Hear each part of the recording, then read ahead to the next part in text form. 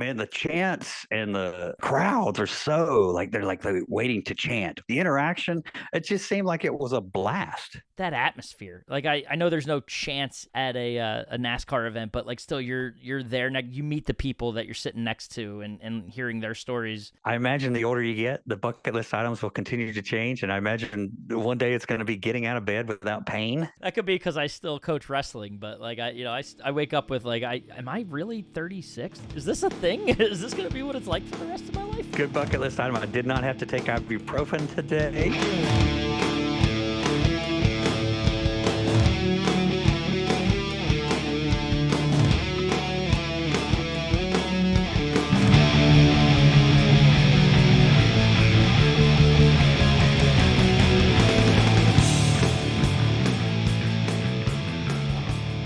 Haven't missed a beat. You see that? It works. That's simple So flash. good to hear those Isn't notes it though? again. It's Isn't been it too though? long. It really has. We've been doing a lot of promotion of the show, but not a lot of Yes, recording of the show. And we not a we get to lot of come back recording, and do it, but man. yes, but we put the show out for everybody, and the feedback has been awesome. Thank everybody for the kind words, the suggestions, the hey, do this era and do that era, and we've taken it all and really appreciate it. It's been really cool It to put has it been, out man. and hear the feedback. It Yep. certainly had like people you don't expect reach out. Like I've had some friends from like way past that it's like you haven't heard from in a while. You know they lurk because I lurk. I'm a lurker online, so like I know they're doing it too. But like the reaching out and saying how cool it is and listening and it's been a Yes. lot of fun. And It was. It was. you Yeah, that's mentioned a great point. The people that you hadn't yeah talked to in a while and came back and yeah was like, "Oh my gosh, I remember that story, and we did this, and yeah this. You forgot that." I was like, Those are just between us, yeah. That's Right. Let's leave it but that it way. was you're dead on. It's been awesome to hear from so many people that I had not heard from in a while that Yeah. reached out afterwards, and so really really cool. Absolutely. And you mentioned the suggestions and things and different eras. I know we kind of teased it for those that are following that are avid followers of the Twisted Eras brand on social media. But some work is being done. Where the groundwork is being laid for an era. Yes, yes. So like when you think about it takes a little while to make Star Wars. You It have to does. storyboard the idea out. The idea has been storyboarded. We're ready to roll. We're going to start recording, and we're going to get you some new content very soon. But Yeah, we're going to try to do a few one-offs here from time to I know. time, and this is a special edition one-off because it actually ties back into season Right. one, a few of that we did, and we've got to do some really cool things since we recorded all those things. And so, this is a special edition Twisted Eras Yeah. We episode based on season one. we might it could like I still haven't decided and but obviously as this is publishing the decision will have been made but because you'll see a title but it feels like Hmm. 1.6 or something like that we ended at That's right. 5 episodes right but with how Yep. closely it ties and I almost feel like that happened by accident but we like accidentally on purpose we both knew the things we were going to Right. the some of the events we would be attending and like it so and those are obviously were passions of ours that we decided we wanted to talk about anyway. So it just so perfectly dovetailed into an episode about bucket lists and Yeah, like but a yes. couple of bucket list items that we were able to cross off and um in the last couple of months and just fun to do. Like it's one of those conversations we have that you talk about the things that we were able to do and like as we're at them like I was vicariously living through you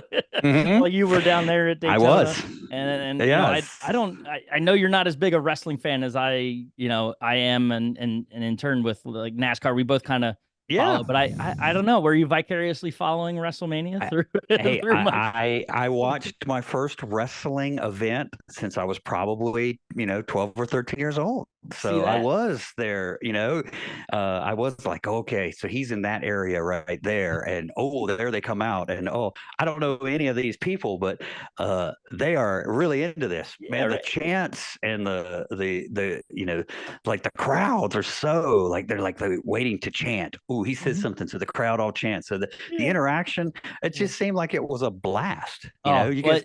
were there for what, 4 hours, and it was like Mhm. even at the end, you guys still had the same energy. I was like, the Yeah, it's crowd is part of your event. That's what's so which is cool. also, as we're recording this, I have to make clear that I wanted to do it this week because I wanted it to be clear that my voice isn't Mhm. 100%, because I was absolutely involved in every single thing that was being screamed about throughout that stadium. And well, 2 nights too, right? So not That's right. there's the WrestleMania Sunday that I was at, and we'll get into, and then the Monday Night Raw the next night. But you mentioned those chants. I don't know if it came through, and I don't want to like get too far off path here, but uh, some of my favorite that took place happened specifically during night two of WrestleMania. It was the United States Championship match with Logan Paul, Kevin Owens, and Randy Orton. Kevin and Randy, two wrestlers, two uh, regulars on WWE television. Logan Paul, a name that if you're into podcasting, you probably know. He's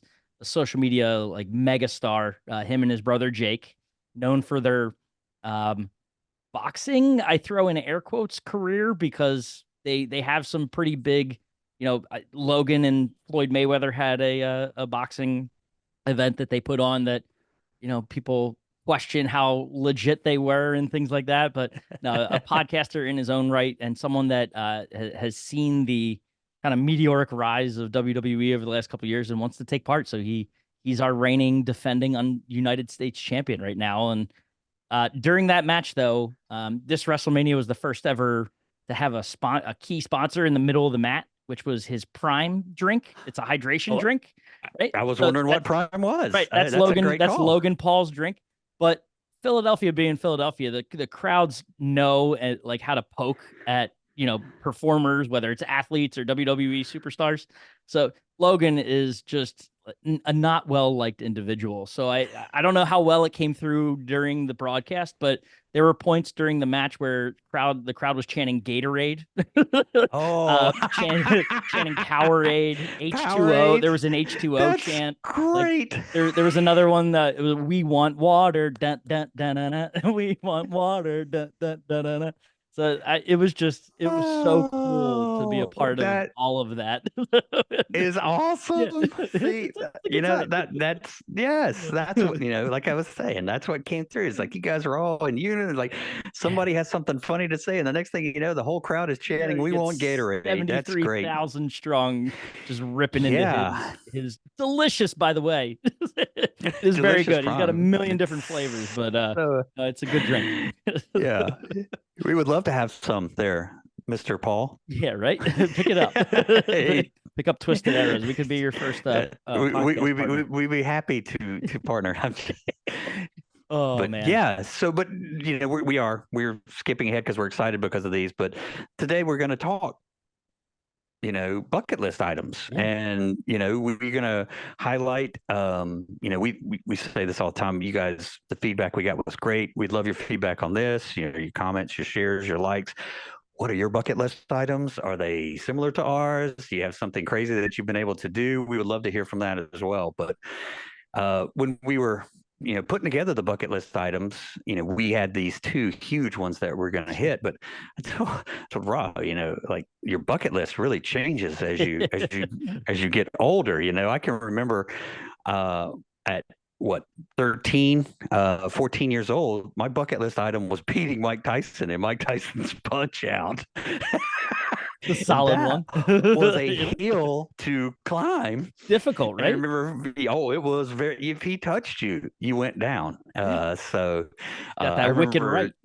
he did, man. And you were this tall, Yeah. little Mac. Oh, that's But incredible. yeah, I can remember that. That's one of my first bucket list items because it took forever, and I finally got him, and it was like, I have defeated Mike Tyson. Well, related video games, right? Another season one Yeah. throwback. I'd say as a young avid video gamer, probably another bucket list of many young children around my age when I was young, in the mid '90s, or early to mid '90s, playing Game Boy and whatnot. Mhm. Those Pokemon games that came out. A bucket list item would have been catching all of the original 151, right? Oh, So you wanted to be the one wow. that said your Yeah. Pokedex was full and complete, and me being able to say that you have all 151 Pokemon registered to that Pokedex, and you look at Wow. it today, and you like how things have changed. I think they new generations of games and new lists of Pokemon, new regions to go conquer and collect them all. I think they're up over 1,000 at this point. So Wow. it's I It's a little tougher a to little bucket tougher to list get item all now. 1,000. But no, it was that accomplishment. And you got a certificate in the game, and it would like unlock special features or, um, different areas of the game that you could travel to. But being able to say that you marked off that accomplishment was a cool one for sure. Yes. Yes. I love it, man. That was great. I love, like I say, as you get older, I love how they change. And, we're going to talk about each other's, bucket list items, but we did live through each other this week and the last few Sure months. And did. it's pretty awesome to see, somebody that or, somebody who's getting to experience something, how special it is for them. And, I've got a friend who later on in life he just wanted to be an actor. He got into doing student films, and he just loved it, and it wasn't much. Yeah.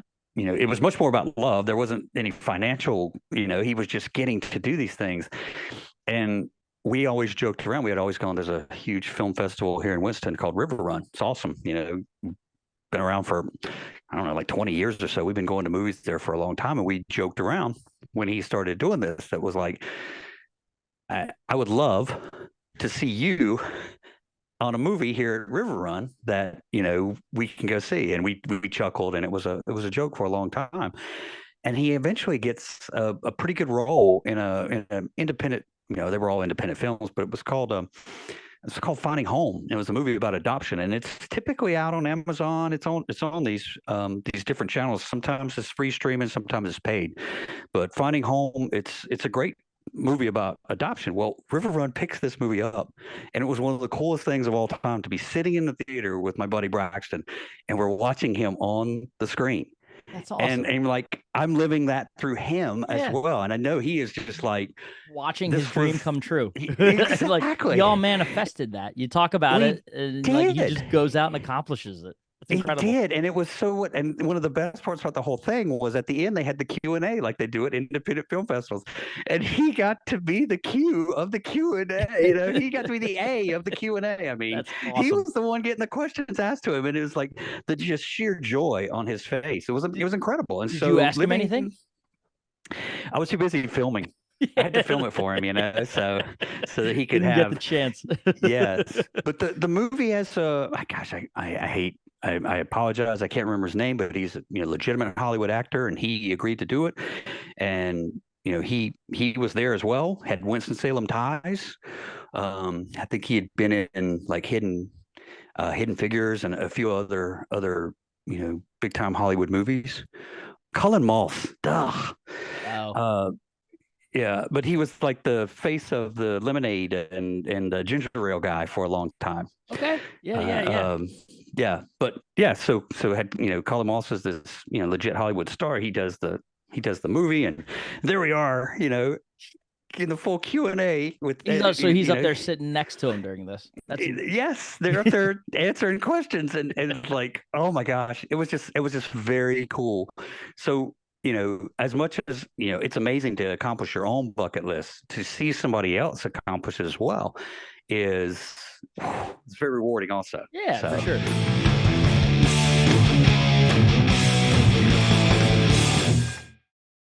I had that experience through you. We'll go in timeline order, right? yeah, yeah, So earlier this year, mid February, a constant circle on the calendar for us. I'm sure both growing up and in today's day and age of kind of the official start. I still consider it the official start, even though they've got the clash that they do sure. uh, and all that, the other pomp and circumstance that goes on in NASCAR these days. But the official start of the season is Daytona and the Daytona 500 and Daytona week. Even I kind of get into watching it when they Yeah. had the shootouts and the Gatorade Oh, shootouts and all used to that sort of be. stuff. You know, a Yeah, whole they week. a whole week, and it's a little shorter now. Yep. They're trying to save money.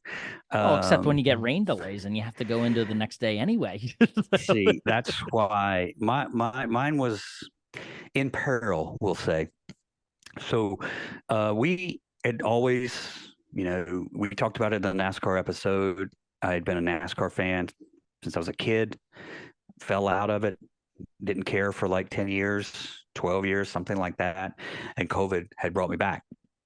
And once COVID brought me back, I made the hey, we used to go to Martinsville when we were kids. So my mom and my brother and I, we went to Martinsville again. And it was great. We had not been to Martinsville in, you know, 25, 30 years or whatever it was. And there we were back. So that was cool. I was like, well, I want to go here. And so we went to Charlotte again.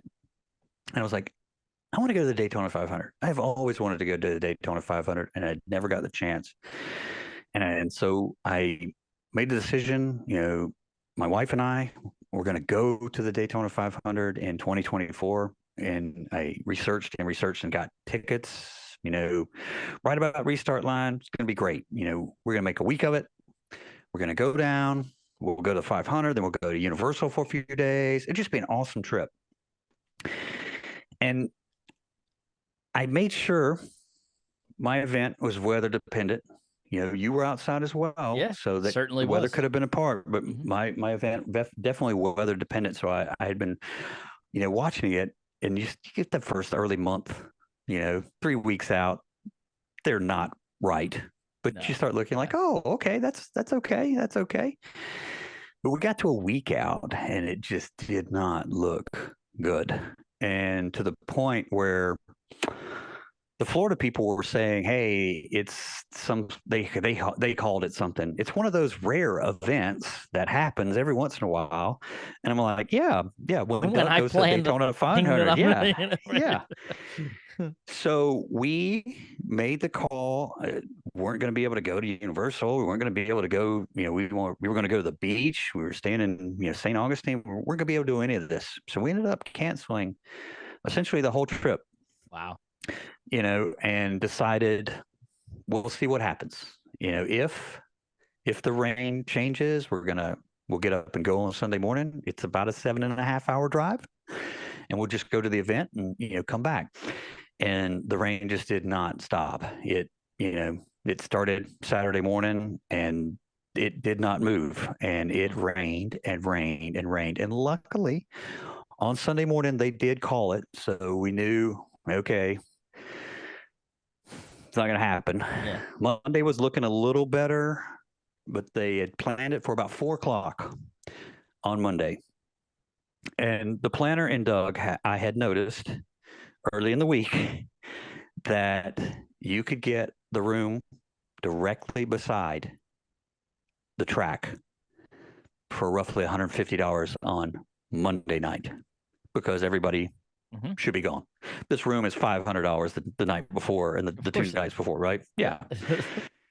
So I grabbed it, and sure enough, it worked. I left Monday, drove the 7.5 hours, pulled in at 3 o'clock. It was a 4 o'clock TV time. Yep.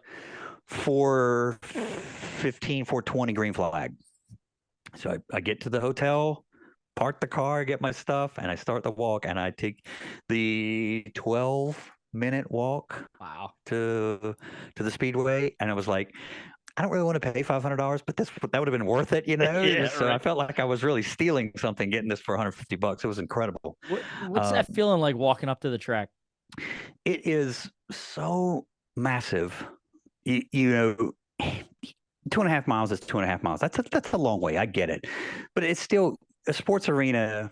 Football stadium, baseball stadium, wrestling, whatever it is. You get there and it's usually smaller than you thought it was. And as I got closer, it was like, no, this place is enormous. And once again, I, was running not late, but I was getting close to, hey, we're gonna we're gonna be starting here in a minute. So as I walk up, it's not that crowded. And I was kind of like, I don't know, maybe nobody came back. It's Monday afternoon at 4 o'clock. And so I walk up, go to the ticket, it takes less than 10 seconds to scan my ticket, check my bag with my sandwiches and my drinks, and I'm in. And I was in the tip top 400 levels. We'll have some images to show from where I was. We shared some on social. So I had 4 levels to go up, and they have escalators. It's cool, but as you worked up your first escalator, you were like, "Oh gosh, I'm in here. This is wild." And as I worked up the second one, it started becoming more and more real. And as I worked up the third one, I started getting goosebumps because I couldn't Yeah. believe I was there.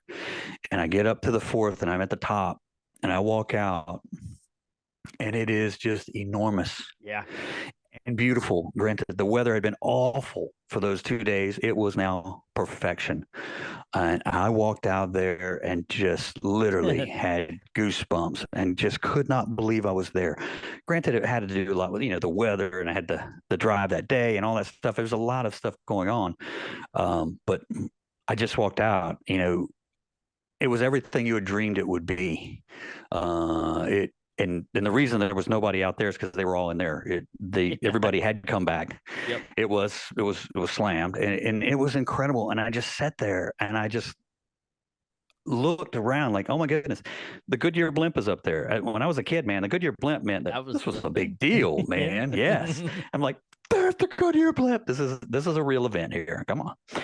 And you're just sitting there, and it was awesome, and it feels big. It feels like a legit huge event, and everybody is kind of they're into it. It was just fun. I had great people beside me. I had an older gentleman on one side, and I had a French Canadian whose father had raced at Daytona. Wow. It was incredible. He does a lot of online racing as well.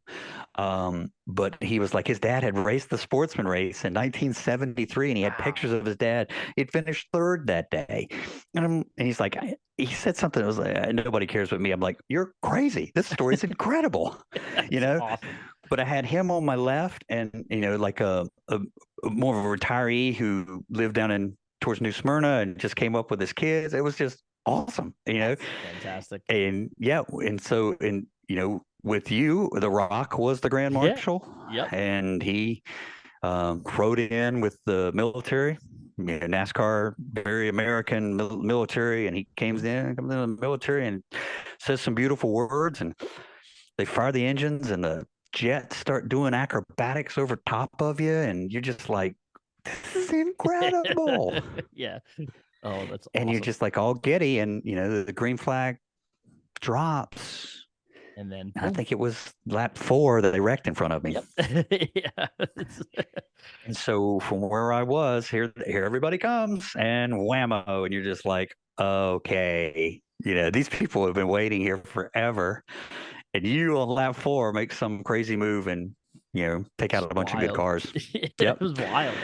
But it is, I think it transcends like racing. It was like a legit event, and where we were up pretty high, so you could see everything. So it didn't have the full, Yeah. it's amazing for watching, but I did go down to the bottom to get the full power. I wouldn't want to sit there for an entire race, but to see them come by you at 185, 190, it is unreal.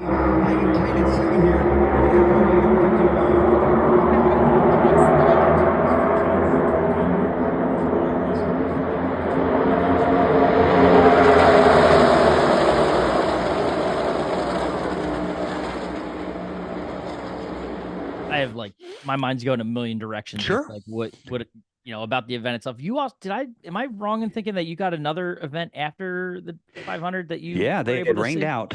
Saturday had rained out. So they ran it after. They ran the Xfinity after the 500. So the 500 starts at 4:15ish. I think and we finished up right around 8 with the celebrations and all of that stuff. And then, roughly 30 minutes, they were getting ready as they were as they were celebrating because they had another 300-mile event coming up and they were trying to get it started before 9 o'clock. And yeah, so now the weird thing, it was absolutely perfect at 4 o'clock, but by 5:30 the temperature plummeted Yeah. and it was freezing. Um, not not Florida weather that you would imagine. I bet you had warmer weather in Philly on Sunday night than I did in Daytona that day. And the pictures of me, it starts off I'm in like a t-shirt, and then I got a jacket, then I've got a hoodie, and then I've got a toboggan, and I had gloves. I mean, it was the guy beside me who lived there knew what he was doing, and he brought blankets, and he had covered in blankets. I was like, man, we are in Florida, right? This is still That's Florida. wild. But yeah, so Also, we I had a have race to imagine that the evening. the speed of the cars flying by, kind of circulate in the air, right, as they're Man, going. That makes it a little chilly as well. the further down you go, Yeah, we're yeah, up high enough. We did not get didn't that. matter. Well, the No, air's thinner up there, so you're dealing with like very yes, windy yeah. and whipping and all sorts of stuff. Yes. Yeah, Yes. So, but I wouldn't have changed it. My seats were I walked out of the tunnel and I didn't go anywhere. My right. row was right there, just looking straight down. And I was at the restart zone, which is just as you come into the tri-oval before the start finish line. So, about as perfect a seat as you can get. Now, I will say there is a huge wreck with I think 10 laps to go, Yeah. Yep. and it's going into turn 3. Yep. And I looked it up because, everybody's like, oh, you had a great shot of it. I was like, yes. However, I am still like 3/4 of a mile away Yeah. from turn 3. That's how big this place is. And the funny thing about that is they had started, I mean, revved up. It was awesome. You could feel the energy. They were like, this is their Super Bowl. They're going for it. And the whole field goes down the backstretch, and then you just hear, somebody goes into somebody else, and the crowd just gasps like, Well, that's so and the thing when you say here, there's like you get what is it? Not NPR, the racing radio network that like you yes, can hear. Or do they still do that at races where you can hear absolutely. like the commentating essentially that's going on? You can, and it's so big that you can actually hear them just in the air. They broadcast it over the Yeah, stadium speakers. yeah, Now, when they come by you, obviously they're loud. Jump, right, jump, jump, jump, jump, right, jump. But when they go away, you then hear the radio again. yeah, But yeah, but no, like all these cars just crash into this, and like I say, the gasp, and they're like, "Oh, there's trouble in turn 3," all this stuff. yeah. And the only thing I can remember is like the whole field went into that turn, and like 5 cars went past me, Yeah, yep. and it was like Where's nobody everyone else else? made it. Where's everybody else out? There's 38 cars here. 5 of them went by. Where's everybody else? And it was just mayhem over there. And the video board is in front of me, and you see like, oh my gosh, it's just chaos. It's what 17, 18 cars in that. Well, that's what happens when the leader wrecks in front of the entire field. Yeah. But yeah, It's like but very reminiscent of if you're a Lightning McQueen fan, the kind of the opening scene from from yes. Cars and like the wreck, and it's just the three of them. No car had to put its tongue out to finish first, but Yeah, but I will say this, and not to go dark, but we talked about our love for Dale Earnhardt. Both of us did in the NASCAR episode, yeah, and the first thing you think of when you go, I sat down, I immediately looked over there, at and that was like, corner yeah, where it that's where was. we lost. That's where we lost Dale Earnhardt, and you're just Yeah, like, you know, and it both it's sad and it's terrible, but he's still, gosh, so much great he was able to do, and he's like his still most dominant track, like more wins he's there, I think, than anyone else. Like every other by event except the far, 500 until he got except for the it. So, 500. Yeah, right, but but no. but he's like he's still so huge there, and we'll Yeah, show you the had a statue picture of there. a statue, right? I was gonna say Yeah, the they still honor statue him at is, that stadium. yeah, and I got that on the way out because on the way in there was a line. And as I told you, I was late. There wasn't many people out there. I guess they were all in front of the Dale Earnhardt statue trying to get pictures. But I got that late, and the light, it was dark and it's lit up. It was just really, really cool. But you just immediately, that was the first thing I thought of when I got in. It was just like, man, Yeah, I it's where Dale imagine that's Earnhardt. hard not to do. Yeah, In some way. What throughout the race, like what's the Mhm. experience like? How tuned in are you to what's going on and all that sort of stuff? Yeah. So you y- I brought my headphones, but I didn't use them. I was having, like I say, I was enjoying my company with my crazy Yeah. French Canadian buddy beside me and stuff. And um, you kind of there's some weird rules in NASCAR. I'm not going to go too deep, but one of the guys had broken one of the rules, and he had to go down pit road and threw a pass through penalty at pit road speed, which is lower than race speed. Yep. So as everybody took the green flag and fire up, this poor guy AJ Allmendinger had to go down pit road at 55 miles 55. an Yeah. hour. Yeah. So he comes out and he is a full half lap behind. It's going to take essentially 2 laps to catch him because the field is so much faster together than they are single. So he's out there half a lap behind. And my Canadian buddy goes, well, we need to give him a wave to give him the support that he needs. And so AJ would come around by himself. And our section, it just started with me and him and my buddy beside me. And the next thing you know, we're all waving as he comes by. Then the next time we get a few more people waving when he comes by, and then we get a section is waving every time AJ comes by, and so there was like fun stuff like that. But what we noticed was that they weren't catching him, so they were running essentially half throttle to save gas. So Yeah. there were little things like that you picked up on because I'm like, I know the sport, I know how quickly they're going to catch him, and they never did. So AJ spent essentially 30 laps, 40, whatever it was, out there by himself at full throttle while they ran half to quarter throttle to save fuel. Wow. So yeah, so little things like that, you're kind of like, that wouldn't have been done back in the day. Right. The analytics guys have taken over NASCAR as well, just like Sure have. baseball and stuff. You're like, well, if we do this, we can get there with this many pit stops and this and this and this, as opposed to the good old days of just push the Pedal gas to the and metal, go. baby. Yeah. So you have a little bit of that, and to be fair, I don't think they like it either because the drivers were like, this is terrible. Why are we running, half throttle around Daytona? But they're employees essentially, Mhm. and they're huge teams just like anybody else. And, They're just the you do what quarterback. They're not the one, you they got to exactly. execute the play, not call it. You do You know? what the team wants you to do. And so sure enough, they did. But yeah, that wreck happened with 10 to go and took out a bunch of good cars, but it set up a finish. I think we had 2 laps. I don't think it was fully green white checker because they Right. they did run the actual length. But so they're coming to the white flag in just a mess right in front of us. And I like Ross Chastain a lot. He's a Florida guy. Love the whole watermelon farmer aspect, but he took a shot that wasn't there and essentially wrecks the field at the start finish line. So I had watched the guy, he had the white flag in his hand. That's what I was watching because it was Yep. like, okay, the racing, once the white flag runs, if That's it. anything happens, it's over. Yeah. And so he had it. William Byron got the white flag and then he immediately chunked it and grabbed the yellow. And I was like, Yep. this is over. And everybody in the crowd is, yeah, green, white, checkered. And I was like, no, No, it's over. this is over. Yeah. This is over. And so that was the only, kind of crummy thing is we Yeah. didn't get, full on finish.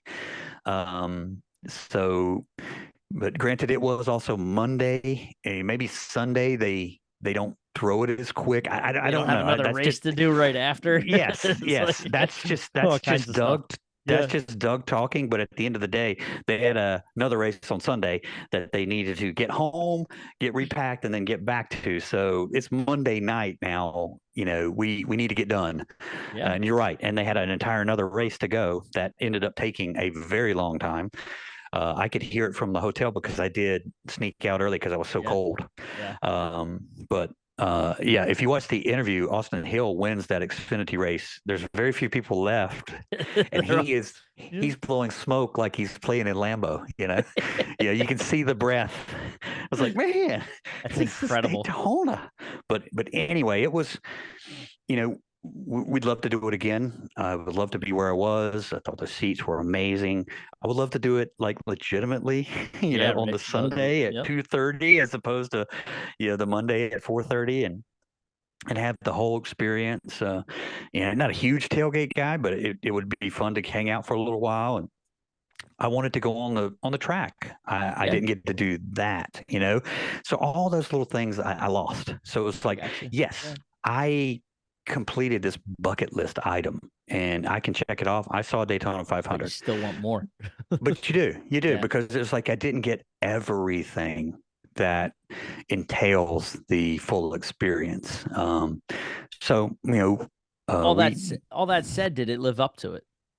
I see. I think it does, strictly because I heard, I'm a we texted out Ryan McGee.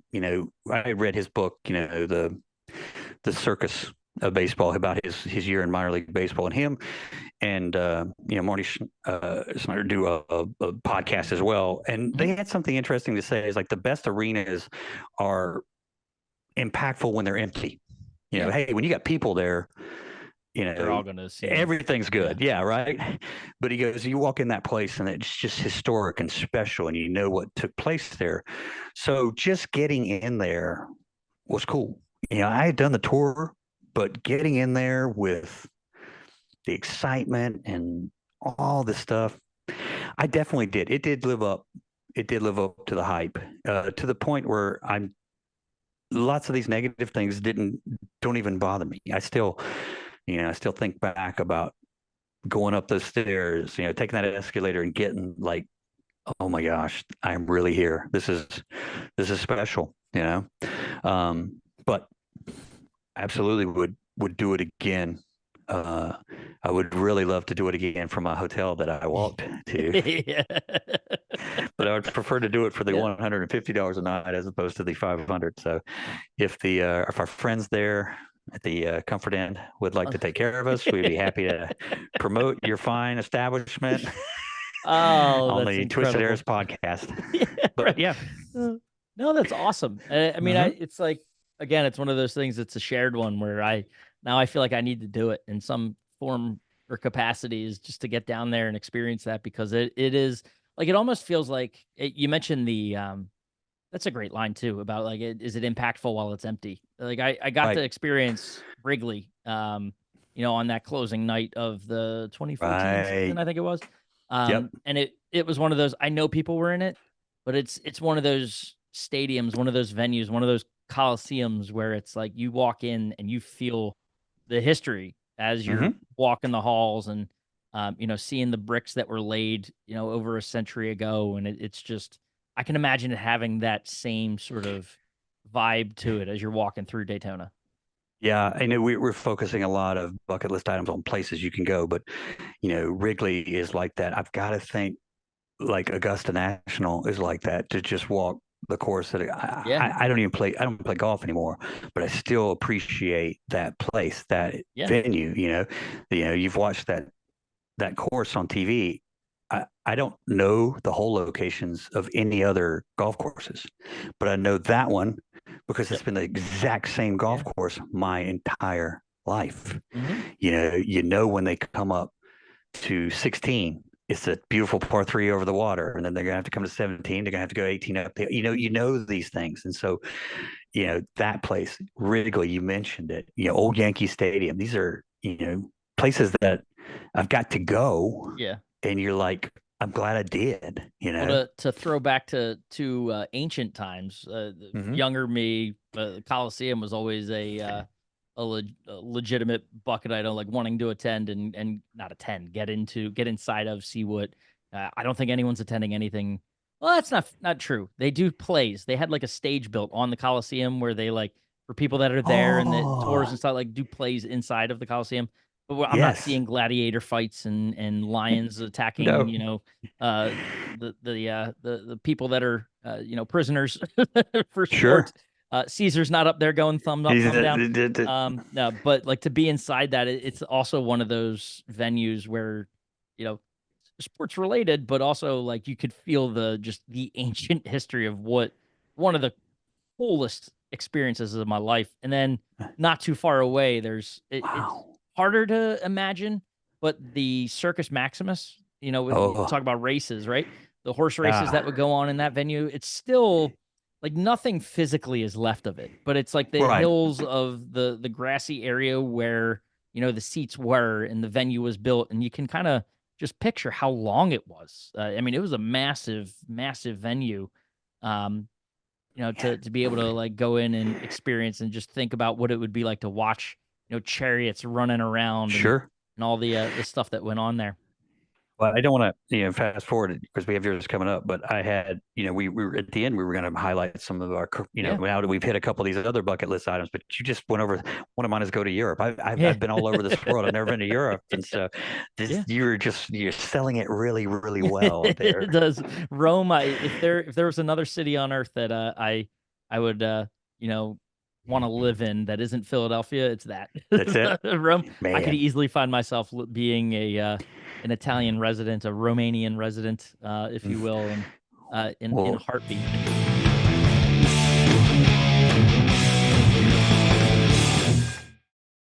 speaking of Romanian, Yeah, right. The shirt is that yeah, that one of it? you got to experience one of your bucket list items as well. And so Oh, go back again. This was the 40th 40th WrestleMania, WrestleMania. WrestleMania XL. So is that 84 is the first? 83-ish, 84, It 85, is, something like yeah. that? Madison Square Garden, I believe. Okay. Dating back to what was WrestleMania, the first event. Um, yeah, something that if you look back on it, Mhm. and kind of the history that it's had, it's one of those things where I almost feel like it's the Super Bowl where they had the first one. Do they think they're going to have another one? So, like, I is it you don't call it Super Bowl one? Like it's the Exactly. Super It's the Bowl. AFL NFL championship game. And it It was for like happens, the first right? 3 years. And then Yeah. somebody goes, Uh, okay, we Like, need a let's name for get this name. this. Well, Yeah. WrestleMania did have a name, and it did have its Okay. superstars, and it did have you know, a lot really relying on its success for the success of the company overall. I mean, it's an event that was made to be a marquee event. Hmm. They really leaned into it. I mean, you go back and look at the title match in WrestleMania 1, and I'm pretty sure I know Hogan's involved. Mr. T might have been there, but Ooh, special guest referee Muhammad Ali, nice. right? So they put their eggs into that basket, and it needed to succeed because then you don't know if you're going to get Wow. back to WrestleMania 2. Um, Sure. but they do, and credit to the man who the company wouldn't want his name mentioned on this podcast, but he he did a lot for the success of that show, that company, this business, Hmm. to the point where here we are 40 years later, making it to Philadelphia for a 2-night extravaganza that they called it the biggest of all time. And I mean, Triple H in his post-show press conferences and even wrapping up to Monday, after Hmm. Monday, gate largest gate of all time for a WrestleMania, meaning not Wow. not ticket sales because it was not the most attended. That you'd have to go back to I think LA last year. You're looking Oh, at 2-night totals. I mean, you're talking a hundred yeah. thousand seat stadium. But so ticket prices and what they were able to pull in, cost wise, it was the largest attended of all or largest gate of all time, and just Wow. the way the main event of night 2 wrapped up. If you're a fan of professional wrestling, to watch those last 10 minutes of that match, and just I have it all on my phone. I recorded the whole 7 minutes of the last bit of that match and just everything that happened. It felt big, and you could feel sort of everything about it and sort of what it built up to in that like crescendo of a moment in the final moments of that match. And um, a lot riding on it, and it it Sure. it sure lived up to it. Yeah. And like I say, we've talked about this before, even in the wrestling episode. I don't know any of Yeah. these people. I know Cody. Mhm. because he was on the Dale Jr. Yeah, podcast and was great awesome. episode. It is amazing. Go, if you have any no interest at all, it's still worth it because like I loved it because I did grow up with Dusty and I did grow up with his dad. And you've told me the story of how he came and he fought and he went here and he went here and he went Mhm. here and all these things. He went, they take his character or something. Yeah, He's got all Stardust. the It's yeah, he's got all these different stories. And so it was a fascinating story. And to see this guy now, it's like, okay, so I had some now, okay, there's a rooting interest. And, The Rock's a big star. And yeah, I don't know this champion guy, but, a relative of the. I mean, there's yeah, a yeah, yeah, relative of the Rock. exactly. So yeah, it's You got, yeah. And so I didn't know any of these people who kept running out. And then I did, and then I'm like, oh, there's another movie star guy. yep, There's the Mr. there's the Cena, peace there's the peacemaker Peacemaker. Yeah, coming in to save the day. yeah, And then I know the bell. I remember that, and so it's like okay, um, weird. right. That he just appeared and then disappeared, and Yep, it that's his was thing. so yeah, yeah. So, but it was Oh, like okay, what next? What next? And to be fair, as an outsider, I figured that they had an 11 o'clock like curfew. So I figured it was going to go up until 11. And I was like, okay, well, you're going to have some celebrations. mhm. They banter, they talk, says 10:45, we're probably going to see a pin. And it was a little earlier than that. I think it was about 10:35 ish or so. But, so it was a little earlier. I thought they were going to keep going, but when it happened, I was like, wow, Yeah, and, you know, I was living through I knew how cool this was to you, and to finally get a chance to go, yeah. it was awesome. I I don't know if I would ever watch it again. It's But completely fair. Well, it's I one of those enjoyed, things. yeah, It's one of those things. The broad appeal of that spectacle of yeah, WrestleMania, apparent in the crowd that themselves are there. Like you get yeah. a Drew Barrymore that shows up, right? Oh, Like they go through they pan through the stadium and show all the people that are there. There's like Vanessa gotcha. Hudgens and T-Pain for anyone that likes rap and knows rap. Like he's there. Michael Che from SNL is there, and Okay, okay, the Sal and a couple other guys from Impractical Jokers, like they're there. nice. It's just it's a wild, eclectic like combination of people that are there for this event, and like they get it. The people from Yeah, Fanatics, like they have a whole separate tie that we'll get into yeah. about the weekend of an experience, but like Michael Rubin, a name that anyone that follows Fanatics and Fanatics being the like the official partner now. The people, I'll put it this way: the people that are getting some hot water for their partnership with Nike on the new uniforms for Ooh, baseball, yeah.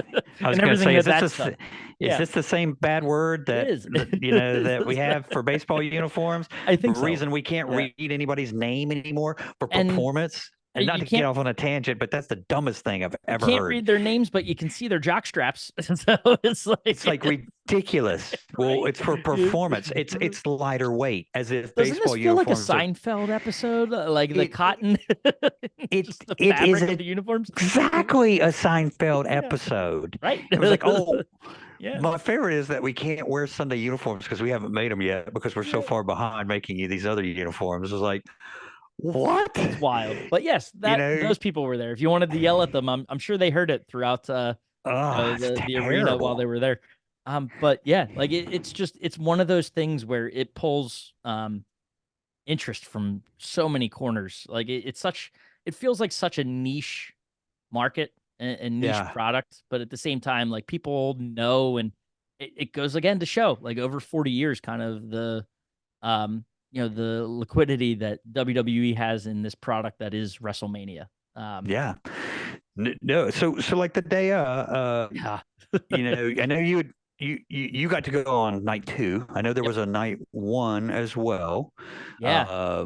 But So WrestleMania has right, I talk about it growing. uh-huh. They the two night thing starts in 2016 during the pandemic, or I'm sorry, with WrestleMania 36 in 2020 during the pandemic, because of this they realize they have to go indoors, they have to go to their Oh performance yeah.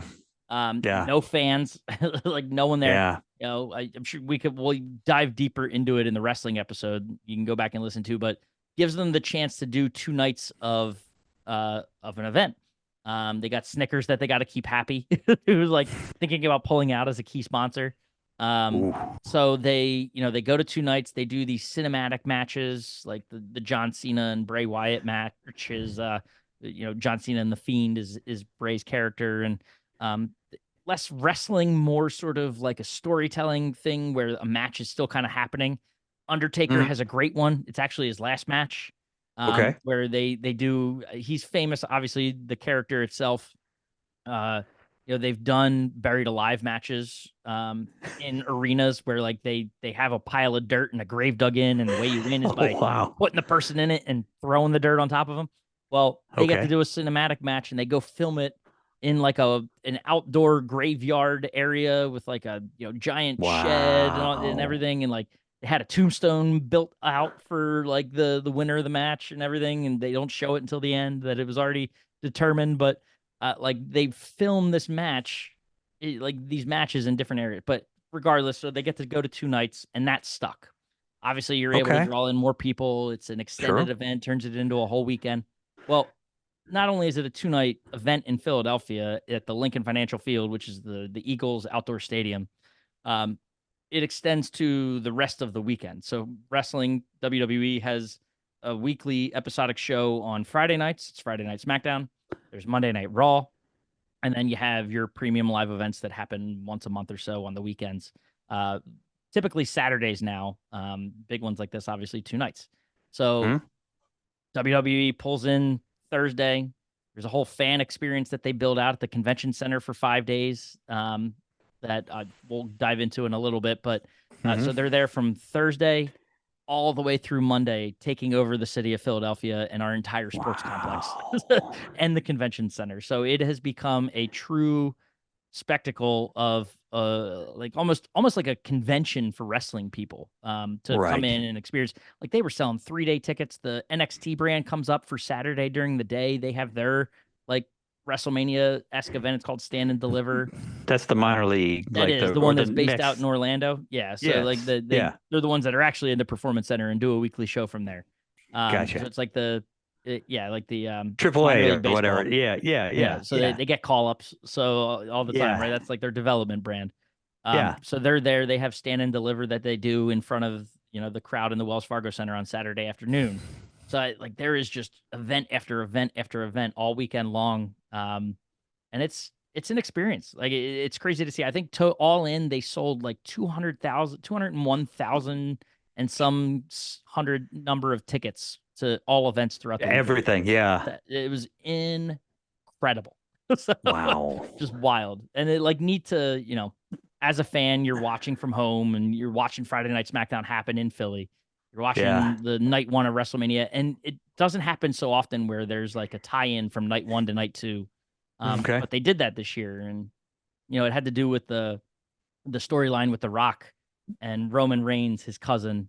They were supposed to be the main event of this WrestleMania. They, way back at the beginning of the year, kind of positioned The Rock to come back and wrestle Roman. And, it was a whole thing that they were building towards and probably had the decision made that that's what it was going to be. Um, but then the Royal Rumble comes. Cody wins the Royal Rumble. And for those that don't know, the winner of the Royal Rumble gets to pick who they want to wrestle in the main event of WrestleMania. And so there's two heavyweight champions, one for each show, essentially. Um, and Cody, they have come out the week after winning the Royal Rumble and saying to Roman, who he lost to in the main event previous year. So Cody won back-to-back Royal Rumbles, only been done 3 other times in the history of the company. Comes out, tells Roman he wants his title, but not yet. And that's when The Rock comes out. Everyone's like all excited in the moment, like, oh my God, we're going to get The Rock and Roman. It's going to happen. That's on Friday. Well, over the weekend, things kind of spiral on social media as they tend to. And um, the wrestling world is all a buzz. Like The Rock, this megastar who, just decided he wanted to come back is going to steal our guy who's given so much to us in the wrestling world over, the last however many years. He's got his own story that he's been building.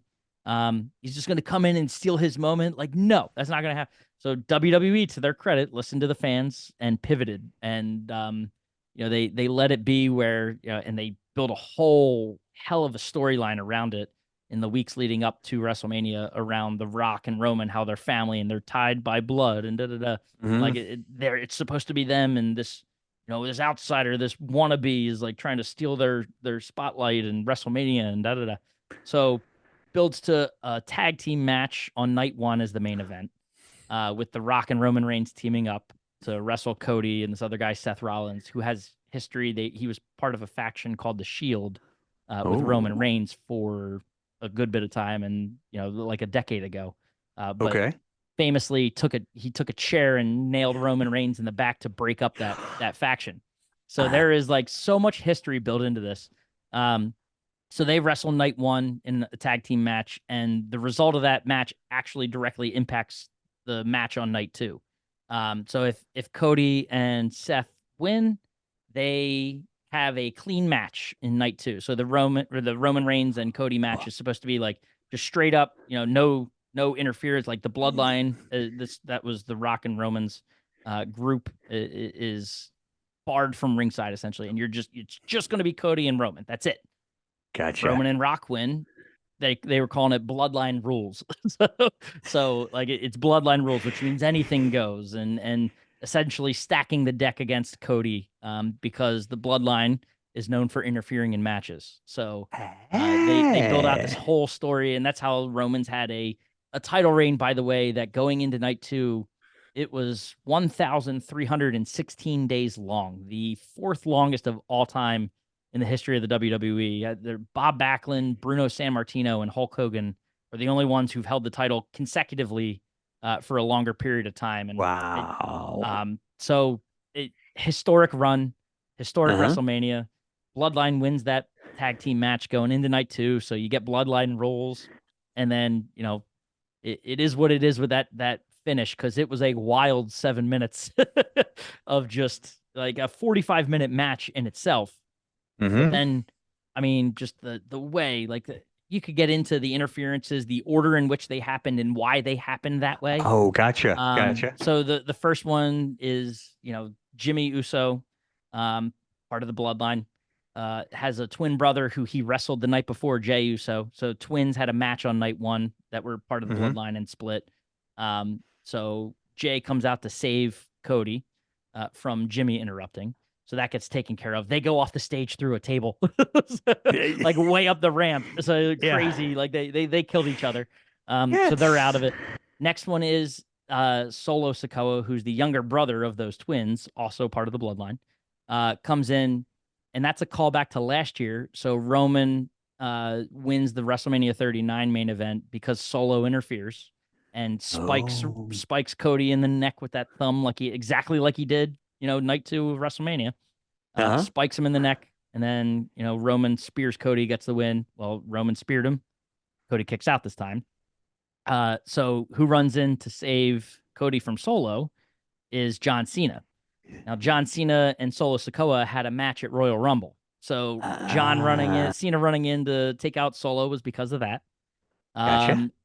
And then after that, who do you get? Cena puts Solo Sikoa through the Spanish announce table on the outside of the ring. Yes. Which needed to happen. It's a staple of wrestling to go through the announce table. So Cena's on the side of the ring. Rock's music hits. You're waiting for it. He's coming. It's just a matter of when and for who. So there's a whole history between Rock and Cena.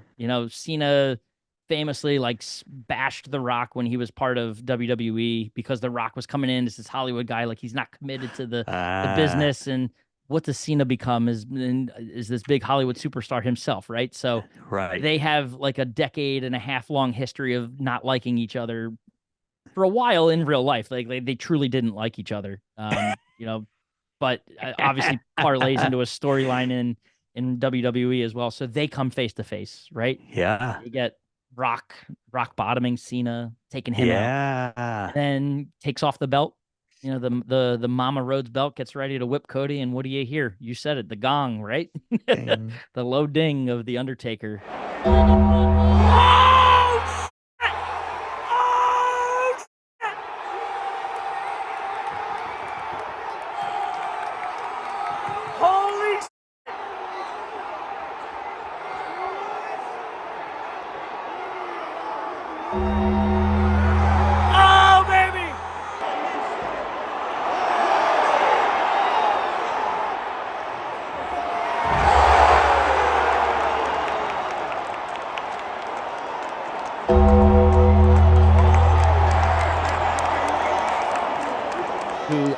had a match. Like I said, hadn't been in a ring since that WrestleMania 36 main event, the AJ Styles cinematic match, and shows up, does his thing, choke slams the hell out of The Rock, and ding, and Gone. disappears. There's a great video, by the way, of him being escorted, like running out of the stadium, surrounded by like 7 people trying to hide him, like to get away. So like he didn't just disappear into thin air. As much as you know, Yeah. the entertainment aspects want you to believe that this, you know, demonic phenom just kind of Sure. vanishes into thin air. But no, it is just, and then, you know, Seth is there and in the ring. There's a chair between Roman and Cody. And Roman picks up the chair, looking back and forth between Seth and Cody. And then 10 years in the making, you know, Seth had put the chair into Roman's back. So Roman takes the chair, Ah. puts it into Seth's back. And, you know, that little bit of a distraction gives Cody enough time to get up, reverse the spear with a kick, hit his finisher 3 times on Roman, and get the 1, 2, 3. Do it, Cody!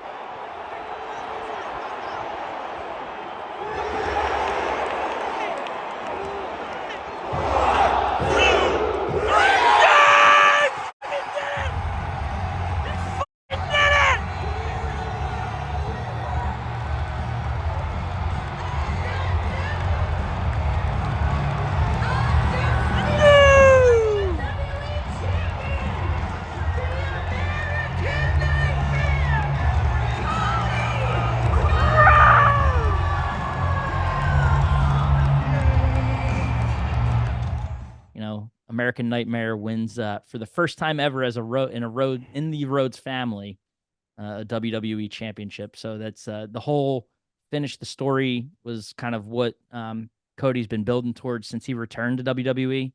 Um, you know, spent time away on the independent wrestling scene and started a company that is now competing with WWE. So has done a lot. Right. It did a lot for himself and the industry outside of, you know, during his 6 years away from WWE. But you know, came back, and, you know, he said it like the night after his big return at WrestleMania 38, comes out on Raw the next night, and you know, goes into, he did this. He came back because it was home.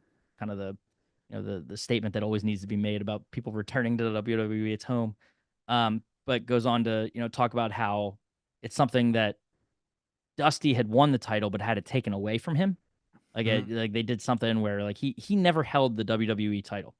So neither did Dustin, his brother, Gold Dust. If anyone, you know, is a wrestling fan and knows, never held a WWE title. So the Rhodes family has, which is, it's got great lineage. There's a Mm-hmm. lot of history behind that name, that last name, Sure. but never a champion in WWE. So for him to Interesting. do it and finally get the, you know, Cody's a big crier, so he gets very emotional on TV when he talks about his father. And Dusty died in 2016, I think it was 2015.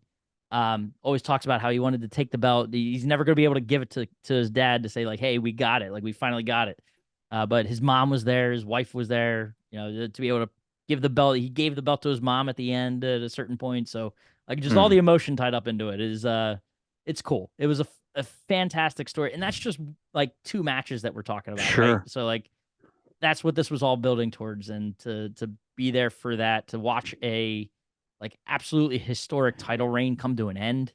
I remember, I could distinctly remember the day Roman walked back in to WWE during the pandemic, because he takes time off because you know, it's very well known that he's battling leukemia.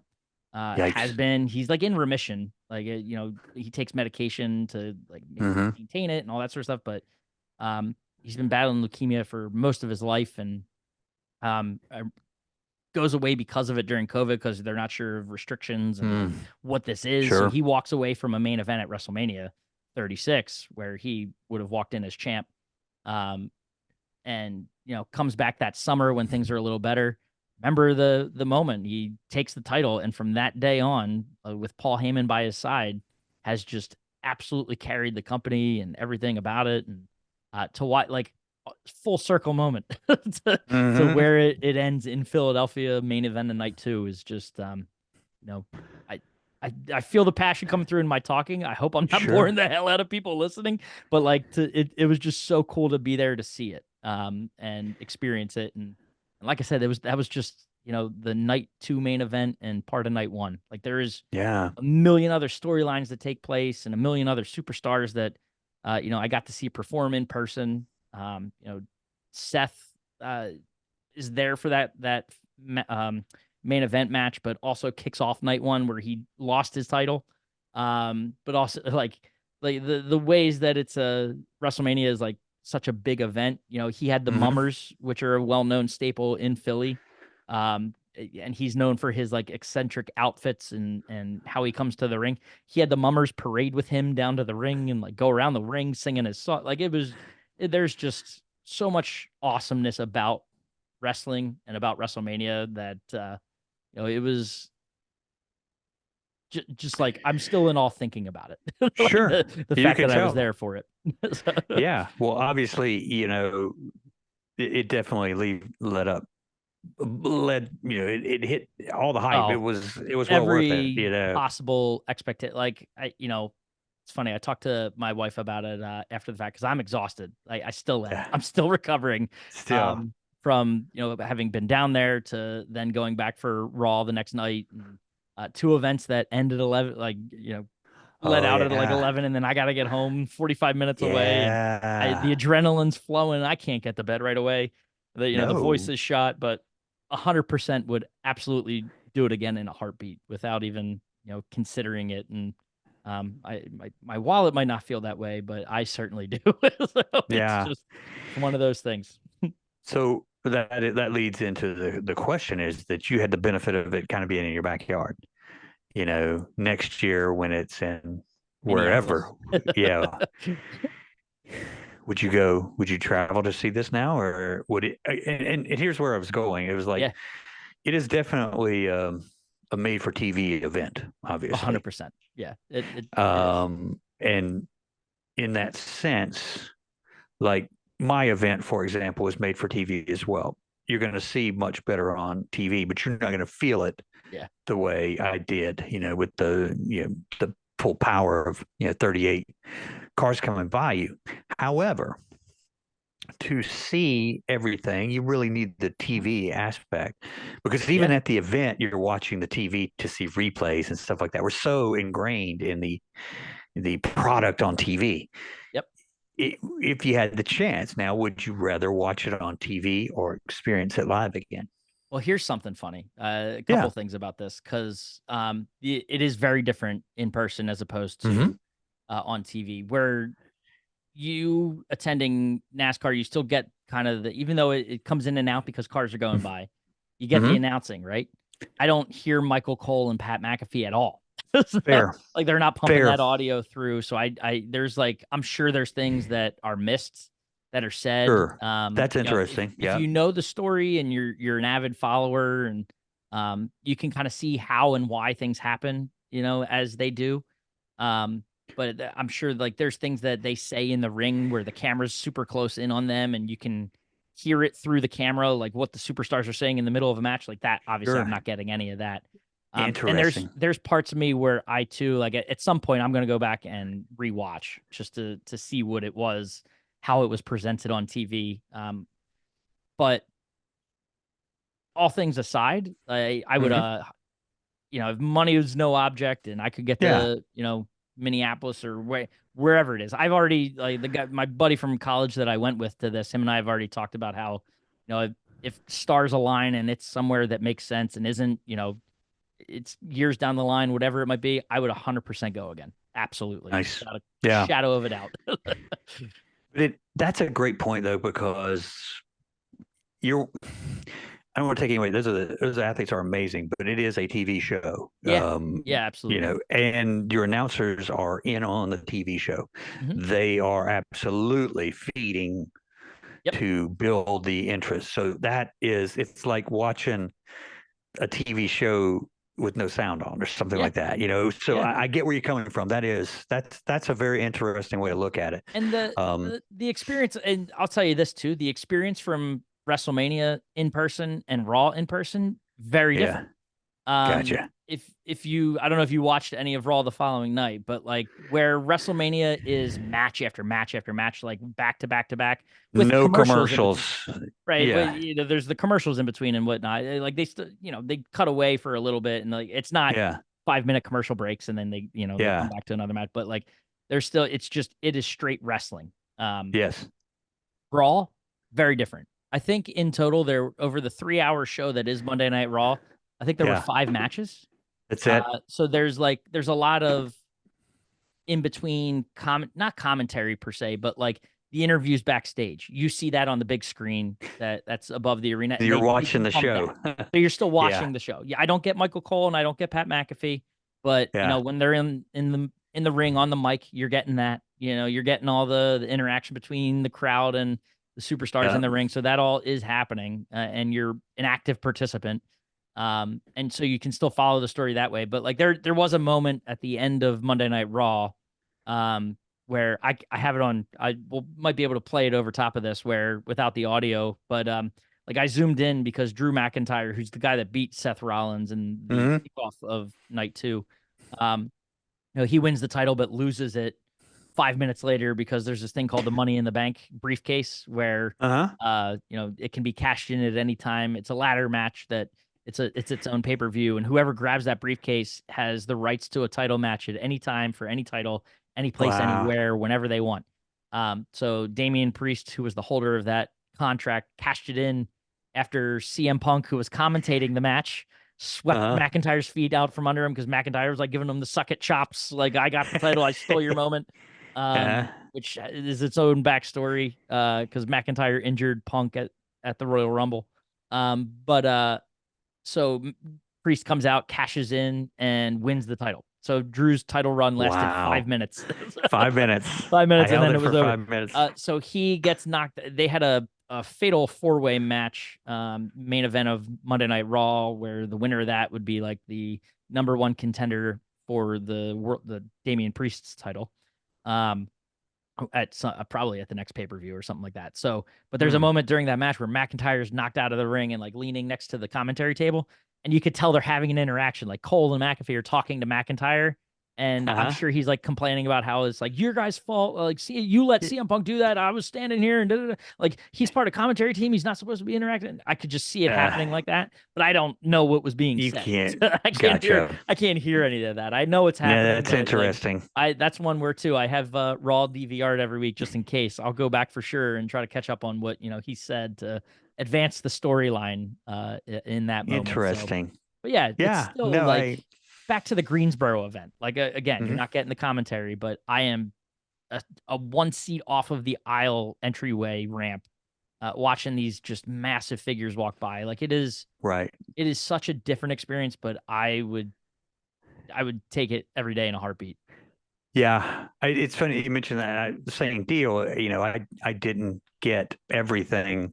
Mhm. Uh, and what's the first thing you do when you get home? Now we have these. Yeah. Technology is incredible, and so I get home and I want to watch the wreck that was three-quarters of a mile away from me. Yep. I want to figure out why 38 What cars went happened? to the turn Yeah, and yeah. five went by me, and Yep. so you want to see it because You know what's you're wild? not. You know Mhm. what's wild? I did find myself, now that you mention that, like during the show, as I'm recording thing, like take a picture. I'm trying to be in the moment as much as possible because it Sure. was like awe-inspiring to be there and Yes. see the Absolutely. fireworks going off, see the set, see like the matches. One thing I Yeah. did in person kind of experience at WrestleMania. I've been to Raws and I've been to SmackDowns Yeah. in these like more intimate settings, in arenas. To be in a stadium, the ring still looked huge to me. I was club level, which is above the first row, you know, above the first Uh-huh. section, the bowl. So I was up higher and I was like, the ring's going to be small. So I'll probably be watching the screens or whatever's around and, Yeah. you know, trying to watch what was going on that way. The ring still looked massive in the middle of that field, compared to what I thought it would be. But Right. having the phone in my hand, I know that WWE is super active on social and they post things Oh, quick.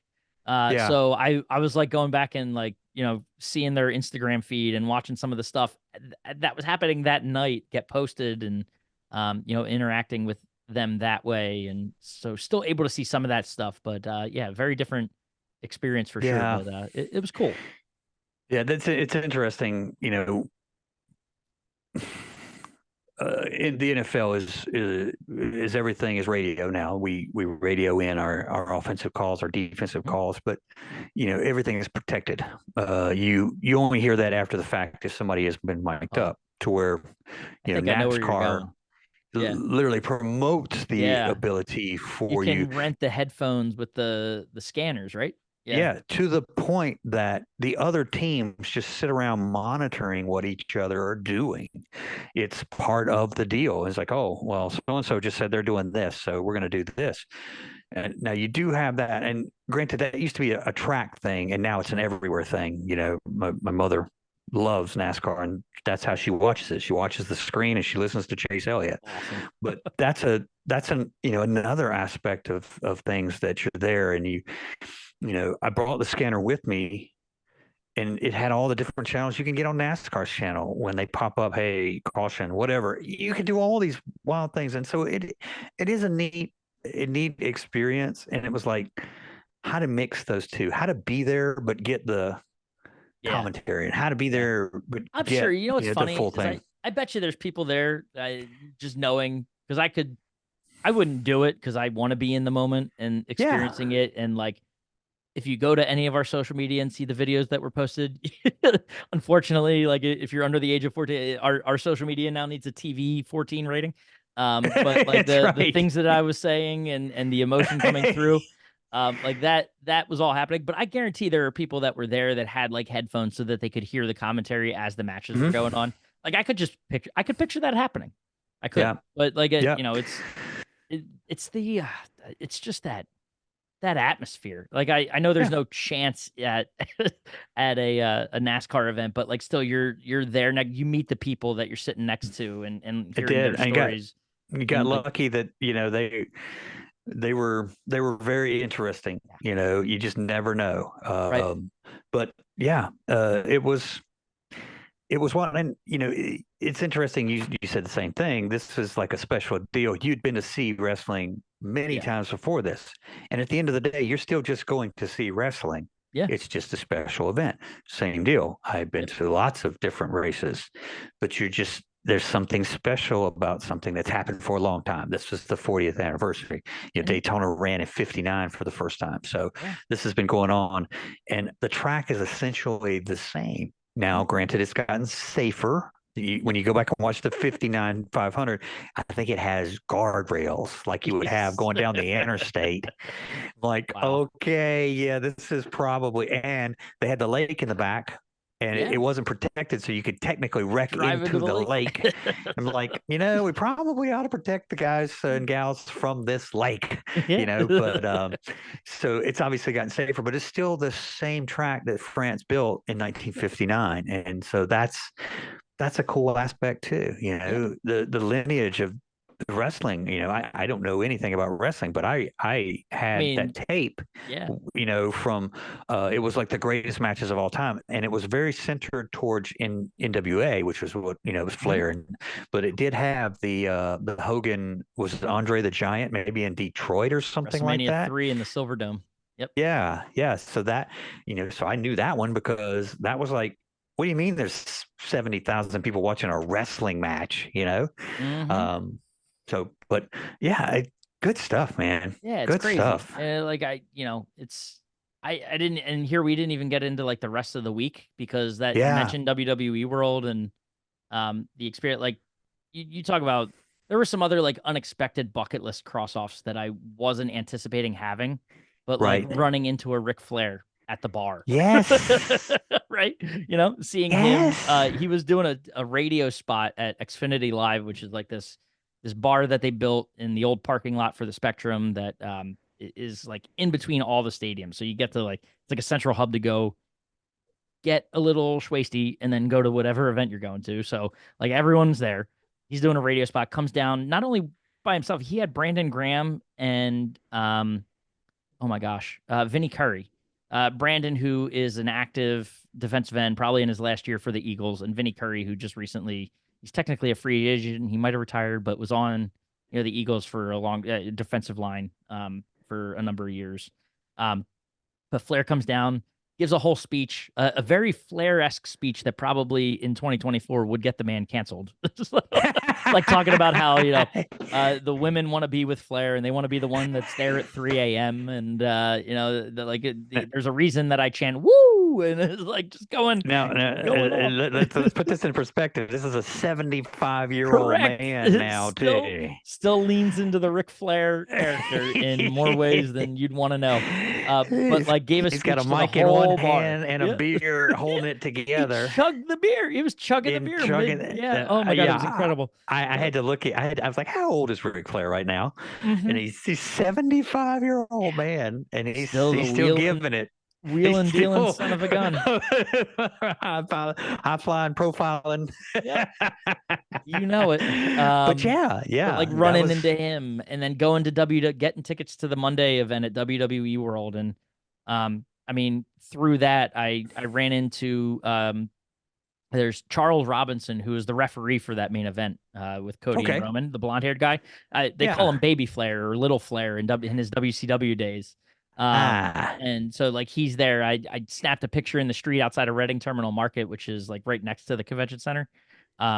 See him on the street, snap a picture with him, get to talk with him about what it was like to slap the mat 3 times for Cody, and talk about like just shoot the shit on outdoor events and like what WrestleMania is like outside and the elements. And that's what, like, just to do that. And then, I mean, going into WrestleMania World and bumping into like superstars that were just walking around there and like take pictures, see the Pat McAfee show going on and be in the audience for it. And then not only that, like he had Cody on the show while we're standing there. So I have like, it's like maybe 150 people that are there, like with Cody, his entrance song coming on and doing his thing, carrying the title that he just won. Yeah. So like there's that going on. Lane Johnson shows up, the offensive lineman who was on night 1 with Jason Kelsey interfering in a match. So he's there doing an interview, and then after the show comes around, Pat goes and like takes the time to just like shake hands, fist bump, high five, and take pictures with everyone, and to interact with him there. I get to tell him that like he's a Pittsburgh guy, so he sees someone's holding up a Pittsburgh hat behind me, and he's like, "Oh, you from Pittsburgh?" And I look back and see that, and I'm like, so they talk for a second. I'm like, "You got a couple of a Duquesne alum over here," and he like goes, he's like, "Oh, what a view you guys have from that school, built right across the street from a prison." So I'm like, it's just incredible to be able to just like, that's awesome, chat with Pat, have an interaction, and just like seems like a dude you'd want to have a beer with. He just does, I know Pat McAfee from College Game Day.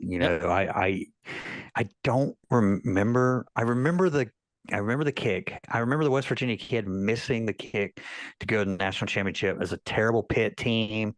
The backyard brawl, all they got to do is beat their rival and they go to the national championship game. It's a terrible game. Neither one, I mean, it's low. They get a field goal late and the kid missed it. I remember that. I did not know that was Pat McAfee. I didn't know he was a West Virginia guy or whatever happened. I know him from College Game Day and he's awesome. He's awesome on that. And so you talk about his career like too, to go from that kid who missed that kick to like the kid who in the Super Bowl, like was it the Colts that hit an onside kick against Chicago or something like that? Or like, or it's the Saints that it's the Saints against the Colts, right? So that happens. But I'm thinking, so the onside kick thing that I'm thinking of is he's the one that he kicked it to himself. Like no one's expecting it. And he just touches the kick. Everyone starts running the other way. And he just quickly gets to the 10 yards, turns around and sits down on it. Like one of the most, you see him, what he does in the ring now. And it's like incredibly athletic and like doing moonsaults off the top rope. And, I forget if I joked about it on here beforehand, but like his finisher being a punt is just like the most incredible thing in the world in the couple of matches that he's had. But he even got to do one against an old roommate of his when he was with the Colts in training camp, Baron Corbin, a guy that was also, a Colts teammate for a little bit before Baron gets cut. So they actually like used that to play up a storyline between the two of them. And then they had a match at SummerSlam a couple years ago. So like watching it, just like neat to see that sort of stuff.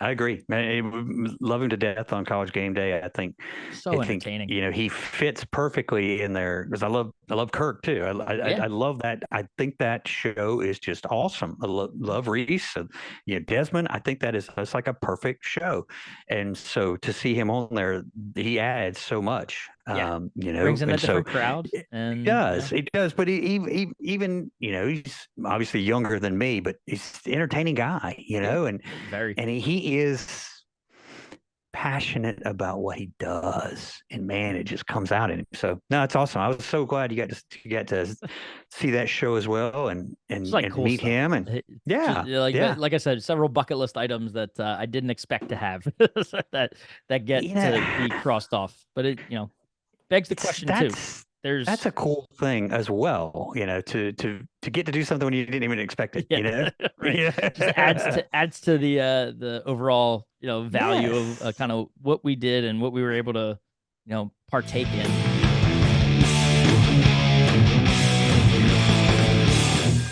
What else exists out there for you? Like what are some things that as you think about kind of your bucket list today and what's left Yeah. on it? So I'm a little older, so I've been able to cross off more of my bucket list Mhm. than, and sometimes it's a small thing. My favorite book is Confederacy of Dunces, and it's book came out in late '70s, early '80s about this guy Ignatius J. Riley, this crazy character from New Orleans, and there's a statue of him in New Orleans in front of what was an old department store, because the book opens up with him being at this department store and going just stupid stuff like going to get your picture taken with the Ignatius J. Riley statue, because the store is gone and they kept the statue there. It's now Wow. randomly in front of a hotel. I think it's a Hyatt or something.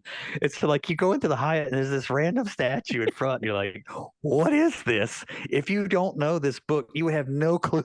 What Number one, you might Why is think it it's there? real. Yeah. Right. But number two, like, who's this guy? Where? But little things like that can be on the list. So Yeah. when Lori and I got to see Seinfeld live, that was like I, I had the disc, I had the tapes. I don't even think he told an original joke all night. I think I knew every single joke he told, That's but great. it was Yeah. still It's him. this It's is Jerry Jerry. Seinfeld, and you're in the same room. My wife and I love roller coasters, and at the time, Great Adventure in Jersey there had the fastest, tallest coaster in the Yeah. world. It's still there. It's just not the fastest, tallest Right. anymore. It's came to Ka, Yep. and Lori and I took a trip from North Carolina just to go ride that ride. So I had that one as well. Going to Hawaii, like Pearl Harbor, and paying your respects and stuff like that. I had all those, but Hmm. so I've been able to cross off a bunch of mine, but I still, obviously, as I mentioned it, Yeah. and if anybody out there has access to go to the Masters, Twisted We'll Arrows would gladly take love it. to be able to go, Yeah. but going to the Masters and, Europe, you talked about that. I would love to do there. I would love to drive on the Audubon. I think that sounds like the Oh yeah. coolest thing ever. It's like, hey, we're going to rent a car and going to go drive on the Audubon. So I would love to do that. Music is so big to me. I would love to see a concert in Red Rocks. I've known about Red Rocks all my life. I've never been able to go.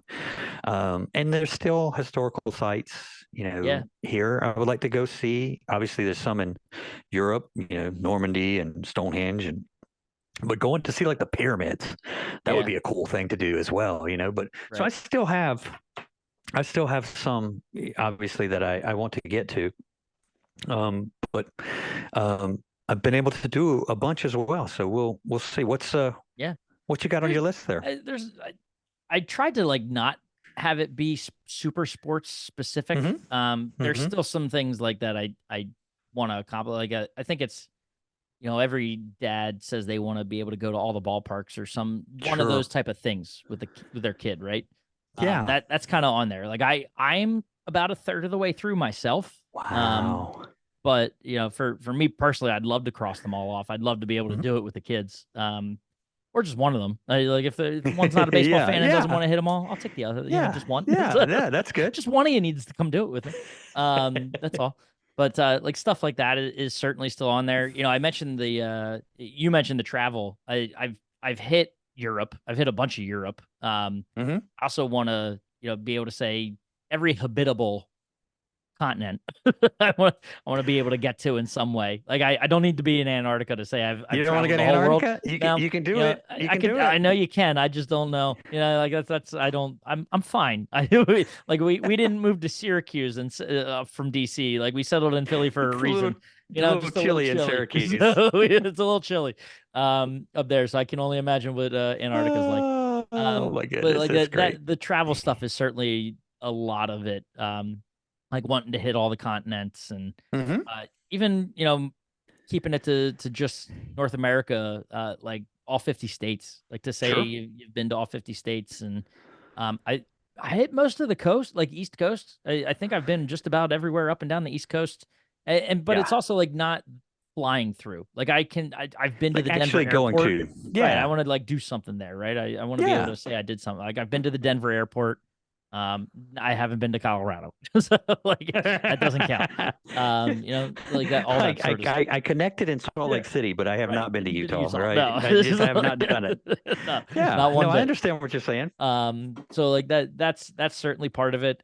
Something that's out of my control, but I'm already halfway to it, Hmm. is seeing every Philly team win a championship. Like I know that's not Ooh. necessarily something I can accomplish on my own. Like I'm certainly reliant on owners and Sure. the athletes involved there, but not even just see them win, be there for the parade. Like I've been to a Phillies parade, I've been to an Eagles parade. I just need Flyers to drag a Stanley Cup up Broad Street, and Sixers, to grab that that trophy there and take it up Broad. So Larry O'Brien, but that's certainly part of it. That's Um, cool. I mentioned Daytona, like that's on Yeah. there too. There's some other tracks as well that are bucket list items for me. Like I want to say I've been to Talladega. Yeah. I want to experience Bristol and Yeah. that racing coliseum that is. And then kind of related to the 50 states is like just a cross country trip. I want to drive across country, like go Just start to out do it. here, Yeah. go out west, and then come back a different way. Um, and do something like that. We did a pretty normal vacation when I was a kid. And when my parents retired, I was very proud of them because that's something they started doing. Yeah, They would rent a car and just drive. go. And um, I don't know if they've technically gone from coast to coast, but a lot of times they like to go mid to the Yeah. Midwest to get Chicago. I think Route 66 for that generation Oh, was a big deal. yeah. And so they wanted to say they had done Route 66. So yeah. So they did that. That's a good call of, you know, America, the United States is built for that, for Yeah, just driving. it is. You guys That up interstate north, system, yeah, north, it's south, a east, little west. more congested in the Yeah. Northeast where you guys are, but in the South and once you go out west, you just got these massive amounts of places you can just drive, and just go and see Yep. all these different from, green to desert to then green again and Yep. all these different things. So yeah, that's cool. Yeah, I like it.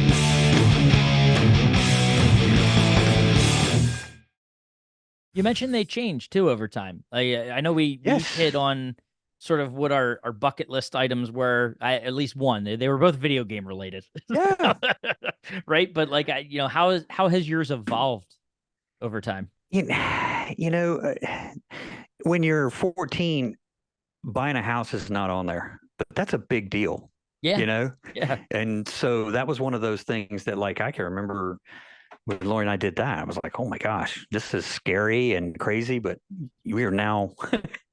We're now homeowners. yeah, That's a pretty cool one. And then, taking care of stuff, your kids, for example, yeah, these are responsibilities that you would have never ever dreamed of, but they become very important to yeah. you're responsible for other people now, Yeah, right. I don't know who So made that decision, but who whew, started I don't know this? what they were thinking. But like, and then the historical aspect of it, like going to Pearl Harbor would not have been something as a kid but you'd learn about, oh my Yeah. gosh, this, what Have you happened there that day. have you done it? And I have done it. Yeah, yeah. I So have. it's an I interesting did. one, isn't it? Like seeing It that is. what is it, the USS Arizona, that's like the It, bridge that you could see underwater they have over yes, top of it. it is fascinating. You have to take a boat to go Yeah. over there, and of course, there's a list of names, and I don't know if it's just this weird guy here, but you immediately go for your own last name to see who is Yeah, on this wall. right. Sure enough, there is a Marsh Wow. on the wall. And I looked him up, and he was, I'm gonna get this right. It's a tremendous story, but he was an officer, but very lower tier, and his mother fought pretty hard to get recognition for him, and they eventually named a tug. So there was a USS Marsh. Oh, that's There was a awesome. tugboat, and it was like, dude, this is incredible. You know, what an amazing Do you know story. where it is? It has been it was decommissioned. It is no Oh, longer legit. It served its time because this happened in 41, and I want to yeah. say it's pretty early in the 40s when she gets it. So it has been retired. But tremendous story. Yeah, look up the USS Marsh, and That's incredible. so you have those sorts of things. I love music, obviously, and but like when I was, gosh, I think 21, Paul McCartney came around, Mm, and getting to hear Beatles songs from the guy that wrote them, that's yeah. a goosebump moment too. I can still remember, the first chords to Let It Be. Like Yeah. that dude wrote Let It Be, and here he is playing Let It Be for all of us live. You're just like, oh my goodness, and I got to see him again, 25 years later, and it was the same. It's still Yeah. amazing. But I can't remember that was like you just some of our heroes, our musical heroes are gone. You're Yeah. never going to get Absolutely. that again, and Um, so this guy, kind of similarly, you talk about music. My I think my dad, I think they call them Bruce heads. I could be wrong. The Bruce Springsteen guys that like they've yes, been to umpteen concerts of yeah, his. I think my dad's close to 20 Bruce yeah, concerts, of which wow, I've been to like 3 or 4. So like gotcha, I'm a mini Bruce head junior. Um, yeah, but you talk about being able to experience him in like different eras, right? right, I got to see him kind of pre and post a dark one for him, but losing Clarence and sure, his saxophonist, for anyone that yeah, is familiar with the E Street Band. But also like a chill inducing moment, because you realize that like not only like Clarence was fantastic, and I mean just like his own hmm personality on stage, but to know that I believe he brought in his son, Clarence's son, to do some saxophoning for them. hmm And got to see them in Baltimore, and it like didn't realize at the time. Like you look up, like, oh man, who's doing this for the E Street Band? And it's his son. And you're sitting there, and you're like, oh wow, like wow, goosebumps. Like oy vey, like really Ye- cool moment. To yeah. see that and like know that the talent was clearly passed from one generation to the next. And but like that was a neat moment for sure. That's awesome. And Max's son plays from time to time with him as well. When Yeah, yeah, he that's right. he is sat in for him too. He Incredible. is a different level drummer. But Yeah, yeah, a little bit, a little bit. yeah. But no, that's awesome. That's awesome. Yeah, you know, I imagine the older you get, the bucket list items will continue to change, and I imagine one day it's going to be getting out of bed without pain. You I'm know, already there, man. I don't know what you're yeah, talking about. That it's could a be good because I day. still coach wrestling, but like I Yeah. wake up with like, I am I really 36? Like is Oof. this a thing? Is this gonna be what it's like for the rest of my life? It just gets Like, worse, man. I want to be able to pop less aspirins and That's Advils. that's a Like, good good bucket list item. I did not have to take ibuprofen yeah, today. we made it. We made it through the day. Oh, that's great. Good stuff. Oh, But yeah, I did too. I try to stay away from sports, but it's tough because that's such an it's important part of yeah, your life. it is. It is. And I Yeah, mean, you if it's on your bucket list, it's got to be a passion, right? Like sure. travel, sports, Yeah. meeting, like for me, like famous podcasters, journalists, is certainly on there. Like being able to just talk the ear off of, like getting McAfee. Like I know he's maybe Yeah. not necessarily a super famous beyond the realms that he involves himself in, but like He's a getting cool there. moment, right? He is. He certainly is. But you think about some of the other names that are out there, and just like to talk shop, like have it Yep. be like a normal like more than just a, oh my God, I'm a huge fan. Nice to meet you. Right. Like you want to get kind of into the weeds with them on what you do. Huge point. Yeah, you know, we'll talk music with a guitarist, and there's a few words you're trying to get past the point where you're like, I'm not a crazy fan. I actually want to talk to you about how your chain is to get your sound, you know, and Yeah. you'll start, and that, like, you can see the person literally change in front of you. Yeah, like, oh, Oh he yeah, knows what hey, he's great to talking meet you. about. Yeah. Yeah. Oh, Okay. yeah. So I actually do this. Oh yeah, and the next thing you know, you're having a legit conversation. Yeah. You know, I think it's Hard to do. I will say I thought about very, it in the moment for like with McAfee because of the podcast. Like I yeah. wanted to ask him, I know, but I wanted to like kind of inform him that I'm not just some crazy. Like I wanted to ask him about his microphone. Like what kind of, I know what type of mic it is. It's a very nice one. You know, like triple the price of this Shure Yes. SM7B over here.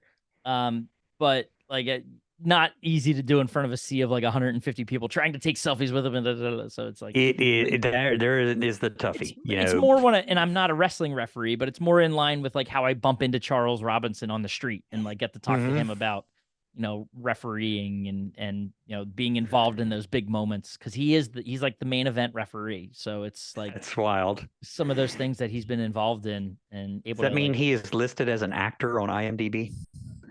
I wonder, you know, I could give it a look and find out. I have appeared in 656 episodes of Actor WWE SmackDown 2021, There you go. 2001 to 2024. He's got an IMDb page.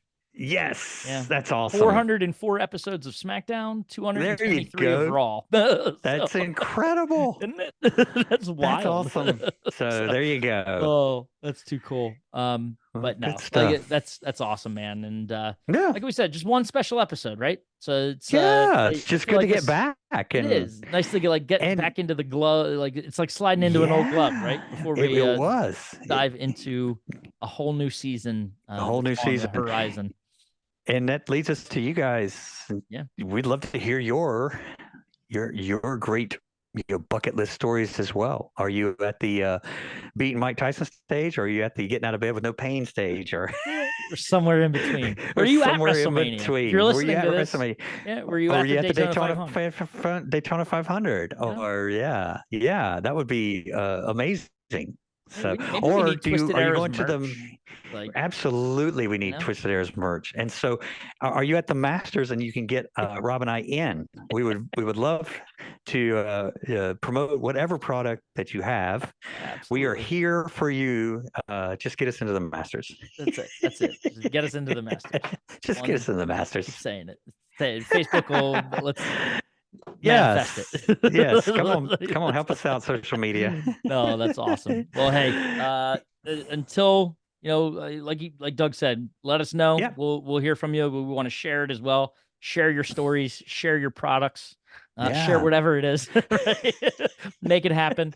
But most of all, you know, appreciate y'all listening. And until season 2 rolls around, hey, keep it twisted.